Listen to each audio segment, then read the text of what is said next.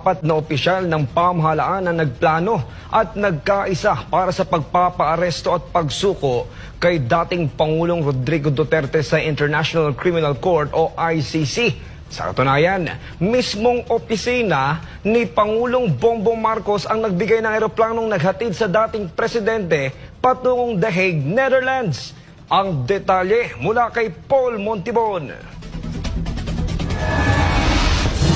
Kinumpirma mismo ni Interior Secretary John Vic Remulla na resulta ng group effort ang pag-aresto at pagsuko kay dating Pangulong Rodrigo Duterte sa poder ng International Criminal Court o ICC. Sa isang panayam sinabi ni Remulla na hindi lang siya ang nasa likod ng operasyong ito, kundi kasama rin sina National Security Advisor Secretary Eduardo Año, Defense Secretary Gilberto Teodoro at Marcos Jr. Sa katunayan, ayon sa kanya nasa Hong Kong pa lang si dating Pangulong Duterte ay may direktang impormasyon na silang natatanggap hinggil sa mga kilos ng dating Pangulo, bukod sa pag-amin hinggil sa pagpaplano